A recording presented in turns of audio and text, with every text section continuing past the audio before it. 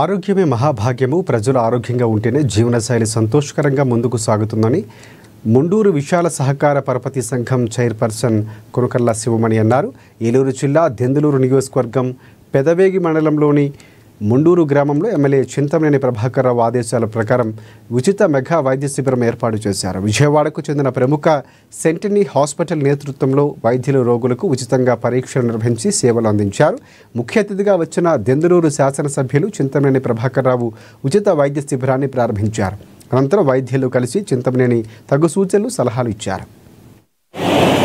ఉచిత పరీక్షలు చేసి ఎవరికైతే ఇబ్బంది ఉందో వారికి తెలియజేసి వారు ఆరోగ్యంగా ఉండడం కోసం ఒక జాగ్రత్తలు తీసుకోవడం కోసం ఈరోజు మా ముండూరు గ్రామంలో ఈ మంచి కార్యక్రమాన్ని ఏర్పాటు చేయడం జరిగింది. ఖచ్చితంగా మనకు తెలిసి తెలియక జీవనశైలిలో అనుభూతులుగా తిరుగుతున్నాం. ప్రతి ఒక్కరికర మన ఆరోగ్యం విషయంలో ముందు జాగ్రత్తగా టెస్టులు చేయించుకుని అందరూ 100% ఆరోగ్యవంతంగా ఉండాలనేది మా మండూరు సొసైటీ బ్యాంక్ నుంచి కోరుకునే కార్యక్రమం. దీనికోసం ప్రతి ఒక్కరు ఇచ్చేసి ఎవరైతే మా యొక్క వైద్య బృందం వచ్చారో ఈరోజు గుండెకి సంబంధించి కానీ బ్రెయిన్ మన రాష్ట్రంలోనే గోల్డ్ మెడల్ టాప్ 1 పొజిషన్ ఉన్నారు.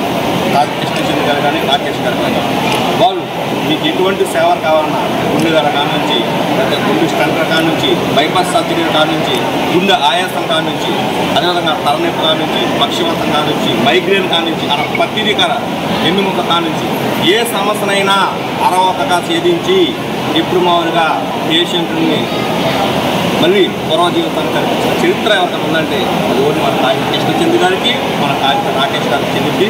ఖచ్చితంగా ఇలాంటి కార్యక్రమాలు ఇలాంటి మెడికల్ క్యాంపులు ద్వారా రానున్న రోజుల్లో మేము మాట్లాడి కాబట్టి నెలకొకసారి తిరిగిచ్చే బాధ్యత మేము తీసుకుంటాం. ఈరోజు ముఖ్యంగా నరాలకు సంబంధించిన